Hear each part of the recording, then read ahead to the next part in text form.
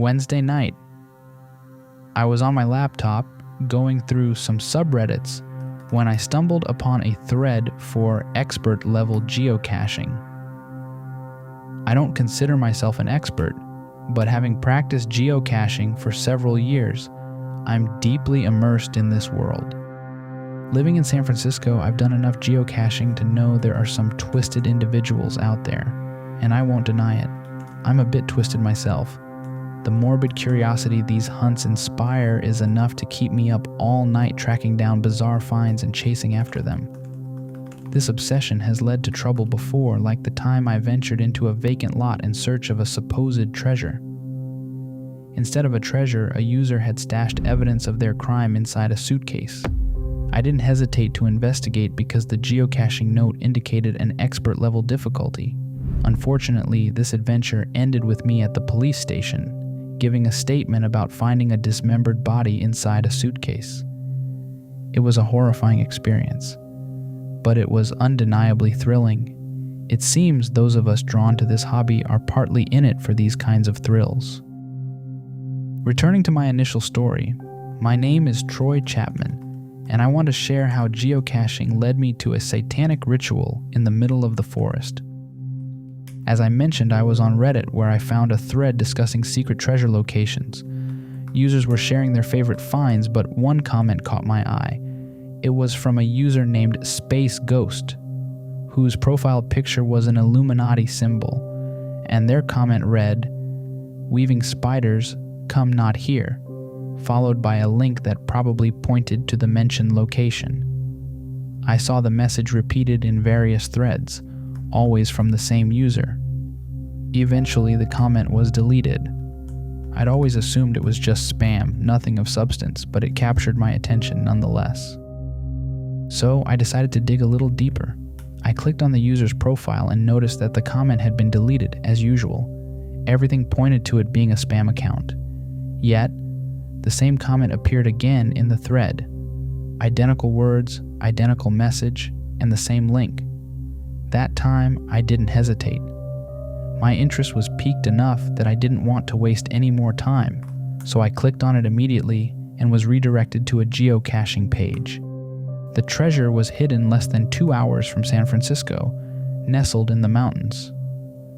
I glanced at the time. It was 1:15 a.m. It was undoubtedly too far and too late to venture out at that moment, but it had captured my attention. So, I simply shut my laptop, leaving the location tab open, and went to bed. But going to sleep was a mere pretense. As soon as my head hit the pillow, I grabbed my phone to continue my investigation, staying up until 3 a.m.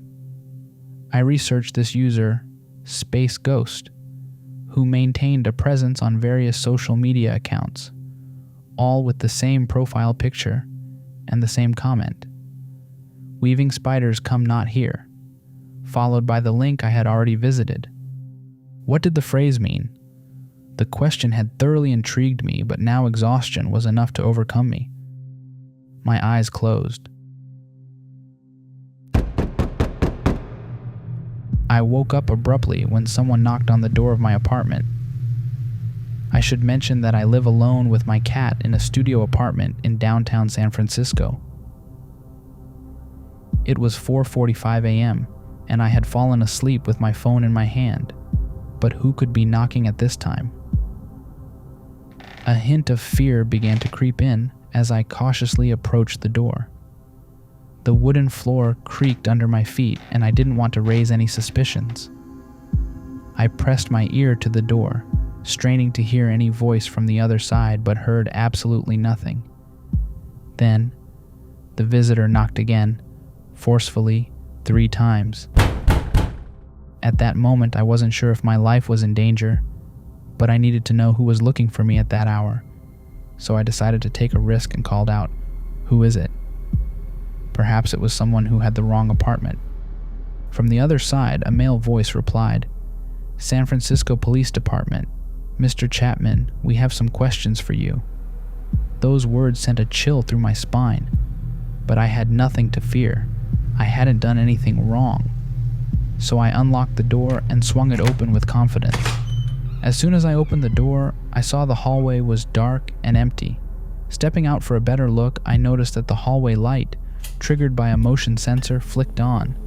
It had been off because there was no one around. Peering down the hallway, I noticed a shadow that caught my eye at the other end, in the corner of the ceiling. I edged closer, and the light revealed the silhouette. It was a giant spider watching me. It stared for a couple of seconds and then lunged toward me. That's when I truly woke up. It was 8 a.m. and I was drenched in sweat in my bed. My phone was indeed on my pillow. I had fallen asleep with it in my hand. A notification popped up. It was a text message from an unknown number that read, "Be careful with the spider. Friday, 7 p.m. You already know the location." I went to the bathroom to wash my face and returned to my bed. As I sat down, my cat approached, probably hungry. Picking up the phone again, I read the message as I headed to the kitchen to feed the cat. The dream kept replaying in my mind. After serving the cat's food, I moved to my laptop. The first thing I noticed was the location in the geocaching app was still open. I returned to Reddit to check for updates in the comments, but found my Reddit account unexpectedly suspended without any warning. In fact, all my social media accounts were suspended. I didn't understand much, but it was clear that everything was linked to the text message and the dream I had. I couldn't give in to doubts, and I wasn't willing to wait until the next day to find out more. I rechecked the coordinates, and without hesitation, I prepared everything, including a video camera, a backpack with a flashlight, and provisions. Something caught my attention right from the start. The location was on a mountain on what appeared to be private property. I had to be cautious to avoid ending up in jail, or worse, dead. I left the apartment at 3:30 p.m., making sure to do so discreetly. I checked to make sure no one was waiting for me or following me, though escaping unnoticed would have been difficult with San Francisco's traffic. The drive felt eternal. It took almost 2.5 hours to reach a nearby place called Monterio, a remarkably quiet town. I found a place to eat dinner and kill some time. The plan was to approach when night had fallen to avoid detection. I had to be very careful. For an hour, I scoped out the common routes because I couldn't simply walk through the main gate with a text message as if it were an invitation to a party I was arriving early for. To my surprise, when I tried to log into my social media, I found my account had already been unlocked, as if nothing had happened. On Reddit, I received a pending message from Space Ghost. The message simply read, "Password, Owl's Nest." I assumed it was the access code for the place. Still, even with that, I couldn't just show up a day early. I had to stick to my plan of entering from a different side. The property was surrounded by a forest, and even had a river flowing a few feet from the premises. I waited at least another hour until it was 8, then paid the bill. I don't recall how many coffees I drank, given the anxiety I felt. At one point, I dared to ask the server, whose name tag identified her as Marla, about the mountain area, while showing her the geocaching app. Marla ignored me, but after I persisted, she signaled for me to stop asking. She glanced around to ensure no one was listening and whispered, "Please, stop asking about that place," before turning away and leaving. I sat there, going through my thoughts. It seemed what was happening to me wasn't as unusual as it appeared. There was some mystery here, and the townspeople were aware of it. I got up from the table and left the diner. Just before I reached my car, Marla came out of the restaurant to warn me. "I know you're not from around here. I don't know what you're looking for, but the weaving spiders do not come here." Without adding anything more, she turned and walked away. That left me rooted to the spot. Her message was like what I read from Space Ghost. Weaving spiders come not here. I got into the car and for a minute pondered the significance of what was unfolding. How many people were aware of this place, and how many remained silent about what transpired there? I didn't dwell on it any longer. I started the car and drove to the base of the mountain. There, I noticed the absence of signage, so I used the geocaching app to guide myself toward what appeared to be the entrance to the property. As I ascended the mountain, warning signs began to appear. You are entering private property. Do not enter. Enter at your own risk. The road was dimly lit with only paths along the sides, but I could see a light at an access door. I turned off the car lights to avoid drawing attention and got closer. It was indeed the main gate, heavily guarded by security guards. I immediately realized that this was not my entry point. The wisest course was to leave the vehicle at that distance and try to find another way in from the surroundings. Before committing to the madness, I decided to do something. I took out my video camera and recorded a short message stating that whatever happened to me was the responsibility of Space Ghost. It wasn't until I finished the video that I realized how foolish that had been. However, I felt slightly better having recorded it. I got out of the car and began making my way into the forest with a flashlight in hand, skirting the main access gate. Soon enough, I encountered another problem. The cell signal started to falter. The map wasn't updating on my phone, and I had lost coverage. I walked guided by instinct, aware that at that point, whatever happened, no one would find out. With limited visibility, I moved slowly with the flashlight, careful not to reveal my presence until I finally came upon a wall. It was high, but there was a tree tall enough next to it to climb and allow me to get over. I climbed up using the branches, and once high enough, I could see inside the enclosure. I was near an area filled with cabins and public bathrooms, and some cabins had lights on. I moved as stealthily as possible, crossing the wall and navigating through the cabin area. Despite the lights being on here and there, I saw no signs of life. I took my time to record everything, planning to review the footage calmly later. After crossing the area, I glimpsed what appeared to be a chapel at the back. It wasn't large, but I could hear voices emanating from inside. My heart pounded faster. I couldn't quite grasp the purpose of the place. It seemed like a vast, secretive club. In the darkness, I scoured the rear of the chapel for a vantage point to observe the activities inside and stumbled upon a small window. Climbing onto a large stone, I reached the height of the window and discovered something unexpected. Inside the enclosure, people dressed in black robes completely covered their bodies. They were assembled in a circle, possibly 50 people or more, all wearing masks that concealed their identities. At the center, a leader in a red robe orchestrated the ritual. Tonight we will make the necessary sacrifices, young blood for life. But tomorrow, we will present a true tribute. Troy Chapman. The attendees erupted in screams. Hearing my name made my stomach turn.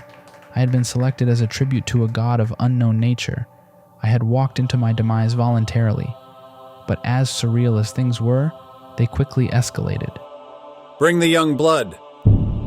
The attendees then brought forward a large ceramic bowl filled with what was undoubtedly blood. But whose blood was it? One by one, the attendees approached to sip from cups of blood that the cult leader pressed to their lips. It was a terrifying scene. Eventually, the leader commanded them to remove their masks. I pulled out my video camera and captured the details of the chapel and the faces of those present. Then I took out my cell phone and upon unlocking it, saw a notification on my geocaching app indicating that I was precisely at the treasure's location. I rushed to snap some pictures with my phone, but in my haste, I left the flash on. The moment I took a couple of photos, someone spotted the flash. Instantly, a voice shouted, "Hey, who's there?"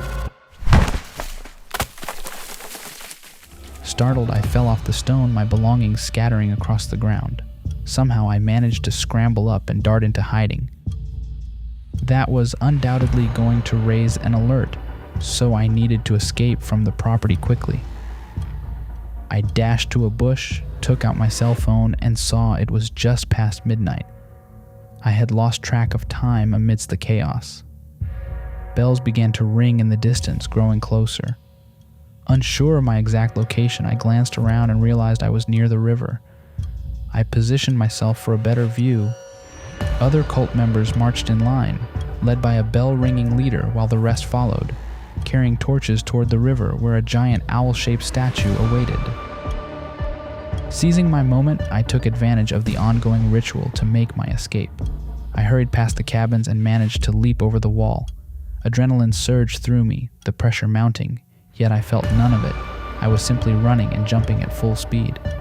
Deep in the forest, I switched on my flashlight and could hear distant footsteps.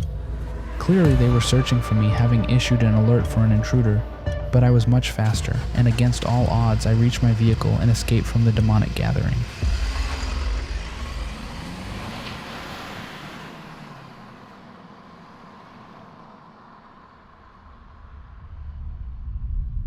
On the road, I immediately called Mark Morrison, a renowned journalist from the San Francisco Chronicle. I knew him from the incident involving the dead person I found in the suitcase, having previously provided him with the story.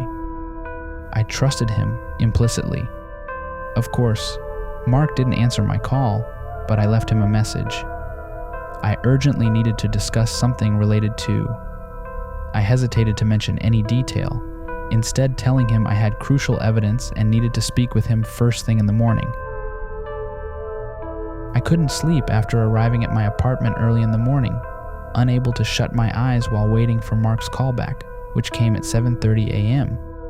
I told him I didn't want to go into details over the phone and asked if he could come to my apartment since I didn't want to risk going out, a request he agreed to without hesitation. Half an hour later, Mark was sitting in my dining room, coffee in hand, exuding calm. I, on the other hand, was a wreck. I began, "I don't know how to start this." To which Mark replied, "Relax, I'll start." He opened his briefcase, pulled out my video camera, looked me in the eyes and said, "Weaving spiders come not here."